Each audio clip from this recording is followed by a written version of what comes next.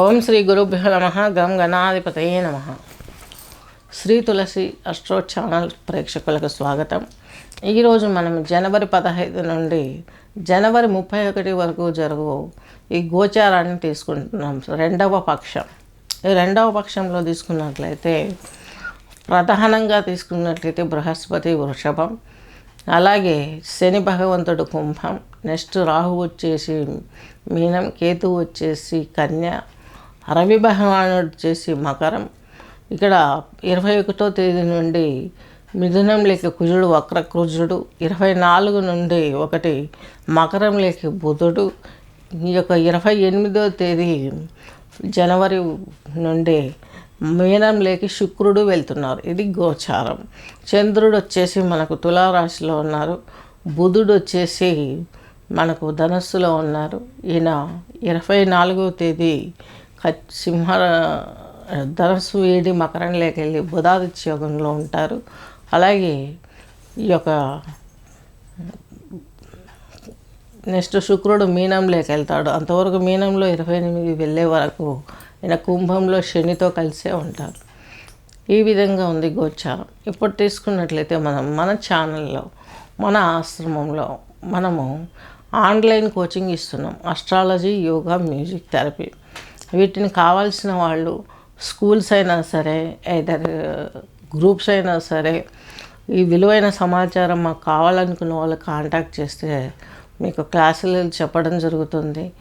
Therapist నేను. అలాగే నేను ఆర్ట్స్ డిపార్ట్మెంట్లో యోగా ఎగ్జామినర్గా పనిచేశాను. అలా చేసిన తర్వాత నేను రిజైన్ చేసి వాటిపైన కృషి చేశాను. ఇప్పుడు తీసుకున్నట్లయితే మీరు ఇవన్నిటిపైన ఒక అవగాహన కోసం ఎక్కువ థెరపీ ఇస్తాను నేను. జనరల్ క్లాస్ ఒకటి ఉంటుంది, థెరపీ అన్నీ చాలా గ్రూప్ సెక్షన్లలో ఉంటాయి. ఎనీ డిసీజ్కి నేను థెరపీ ఇవ్వగలను. నా పైన భరోసా వదలండి. మీకు మ్యూజిక్ థెరపీ ఇస్తాను, యోగా థెరపీ ఇస్తాను. అలాగే అస్ట్రాలజీ పరంగా మీరు ఏమైనా శాంతులు చేసుకోవాల్సినవి ఉంటే చేపిస్తాను. నెక్స్ట్ కన్యారాశి, కన్యాలగ్నం. కన్యారాశి అంటే ఉత్తరా నక్షత్రం 3 పాదాలు, హస్త 4, చిత్త 2 పాదాలు. ఎలా ఉంటుంది? మీకు కన్యారాశి వారికి చతుర్థాధిపతి, అలాగే ఈ యొక్క సప్తమాధిపతి అయినటువంటి బృహస్పతి భాగ్యంలో ఉన్నారు. ఎలా ఉంటుంది? భాగ్యంలో ఉండడం మంచిదే. కోణస్థితిలో ఉండడం, దైవభక్తి పెరుగుతుంది, అన్ని విధాలా బాగుంటుంది. ఫైనాన్షియల్ స్టేటస్ కూడా పెంచుకోవటానికి మీ జీవిత భాగస్వామికి కూడా మీరు ఒక సపోర్ట్ ఇస్తారు. ఫ్యామిలీ మెంబర్స్, పిల్లల సంతానం విషయంలో వాళ్ళ హ్యాపీనెస్ చూసి మీరు హ్యాపీగా ఉంటారు. ఇన్ని రోజులు మీకు శని భగవంతుడు 6వ ఇంట్లో ఉండి యోగించాడా అంటే యోగించలేదు. శత్రు, రుణ, రోగ బాధలు పెంచాడు. కారణం ఏంటి? రాహువు.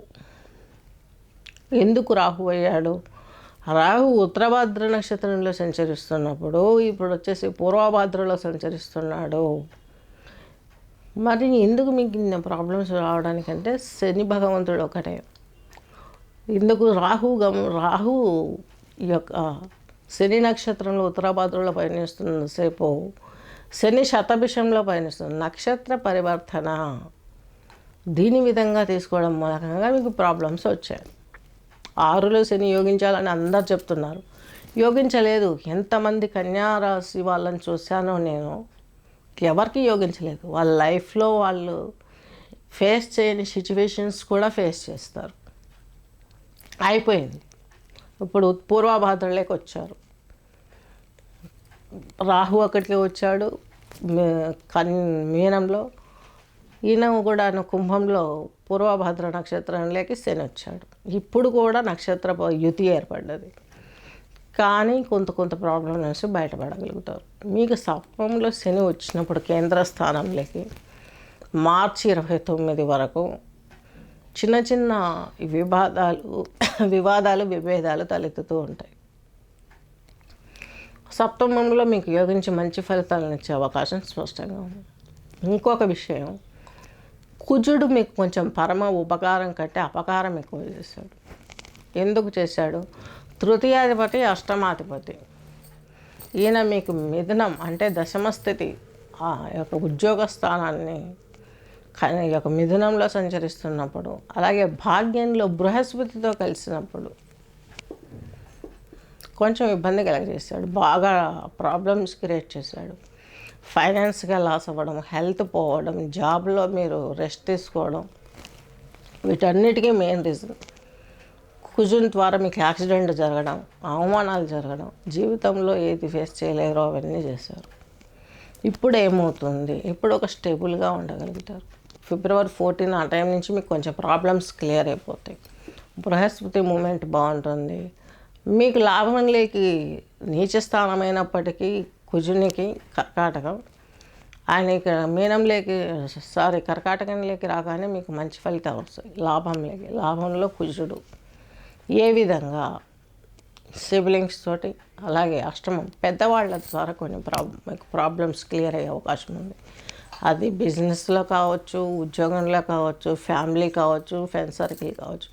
మీకంటే పెద్ద ఏజ్ వాళ్ళు, అనుభవాన్ని సాధించిన వాళ్ళు మీకు మంచి డెసిషన్స్ తీసుకోవడానికి సలహాలు ఇస్తారు. తద్మూలంగా మీరు బాగా ఉండే అవకాశం ఉంది. రవి మీకు వ్యయాధిపతి, ఈయన వచ్చేసి పంచమంలో ఉన్నారు. వివాహాది కార్యక్రమాలలో మీరు ఏదైతే పిల్లల విషయంలో తీసుకున్న డెసిషన్స్ కావచ్చు, పెళ్ళైన వాళ్ళు, పెళ్ళి కాని వాళ్ళు వాళ్ళ యొక్క వివాహ విషయాలలో తీసుకున్న డెసిషన్స్ కావచ్చు, ఇవన్నీ కూడా డిస్టర్బ్ అయ్యే అవకాశాలు, తద్మూలకంగా మీరు మానసికంగా కుంగిపోయే అవకాశాలు ఉన్నాయి కన్యారాశి, కన్యాలగ్నం వారికి. దీని ద్వారా నిద్రాభంగాలు, అనవసరమైనటువంటి స్ట్రెస్, దీంతో మీరు ఏం చేస్తున్నారో, మీరు ఏం చేయాలో అన్న విషయాలలో కూడా ఒక సందిగ్ధత. నెక్స్ట్ బుధుడు మీ రాశాధిపతి, దశమాధిపతి చతుర్థంలో ఉన్నాడు. ఈయన మీకు 24వ తేదీ మరలా మా ఈ యొక్క పక్షం ఎండింగ్లో రవితో కలవనున్నారు. బుధాదిత్య యోగంతో ఉంటుంది. ఎక్కడప్పుడు మీకు పంచమ స్థితి అవుతుంది. ఇక్కడ కూడా మీకు కొంచెం ఇబ్బంది ఎదురవుతుంది. పంచమంలో వీళ్ళిద్దరు యోగించే అవకాశాలు స్పష్టంగా గోచరించట్లేదు. మీకంటూ కొంచెం లాభాన్ని ఇచ్చే ప్లానెట్ ఏదైనా ఉందంటే నెక్స్ట్ శని ఒక్కడే మిమ్మల్ని ప్రొటెక్ట్ చేసుకోవాలి. బృహస్పతి వచ్చేసి మీకు భాగ్యంలో ఉన్నా కూడా కుజుని మూమెంట్తో ఉంది కాబట్టి కొంచెం జాగ్రత్త పడాలి. కాకపోతే కొంత కలిసి వస్తుంది మధ్యస్థితి. మార్చి 29 నుంచి ప్లానటరీ వ్యవస్థ మారుతుంది కాబట్టి కొంచెం ప్రాబ్లమ్స్ సర్దుమలుగుతాయి.